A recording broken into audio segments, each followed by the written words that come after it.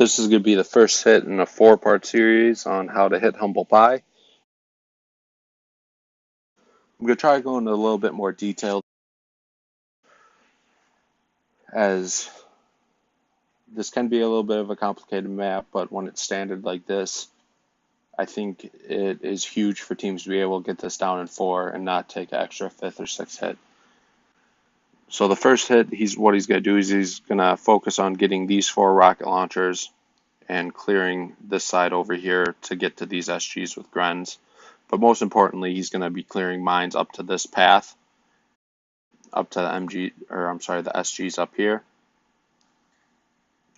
or clearing mines to the SGs to the left. So what you're going to see first is he's going to land three Botazukas under smoke, and he uses brick in this situation just because there isn't typically a huge need for a hero on this hit.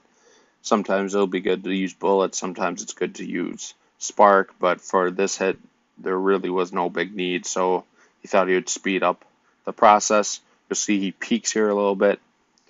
You go to either one of the intersections below the rocket launchers, and you just do critters under smoke to clear the mine, so make sure to get that smoke out early enough that you can get the critters in, and the Zukas won't receive any splash damage. As you can see, one girl peeked there and it cost him. He was going to do that no shocks, but wisely threw a shock. It's important to try to save at least some girls to help the Grens get through all these cells down here as quick as possible. As I said, this is not a very GB intensive hit, so the focus should be clearing mines once you get up to these SGs. I'm going to speed through this. You're going to see he does a flare pretty close to these MGs eventually and shocks the MGs. Typically what I like to do is I like to flare a little bit lower where the Grens will stay out of range and just let the Zukas walk into the MGs, because you don't want the Zukas targeting this SG right here.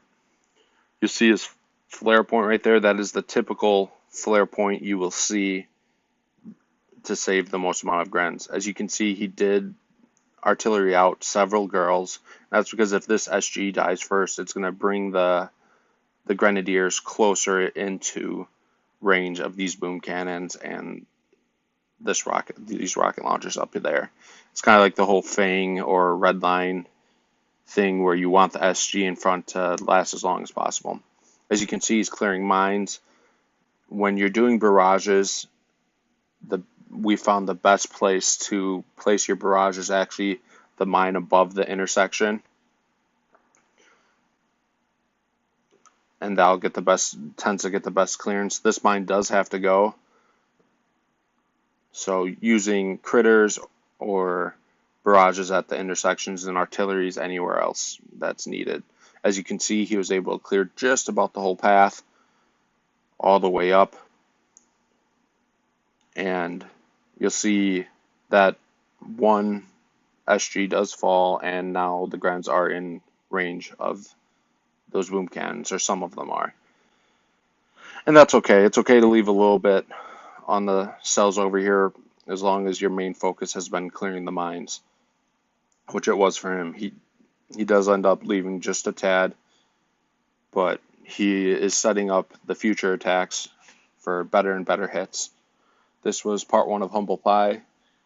Hope you guys learned something. Don't take advantage of this hit, as I have seen so many people take advantage of the hit and waste GBE, and that really hurts the hits down the road, because in order to get to those top SGs, you need a lot of smokes. It's very GBE intensive, so do your job on the first hit and clear mines. If there's one thing that you guys take out of that would be the number 1, and 2 and 3 would be the flare point right beneath this line on the floor, and not to allow Zukas to pick off the front SG. This is another AZ tutorial video brought to you by Plink and Elite Force 2.5. Hope you guys are enjoying.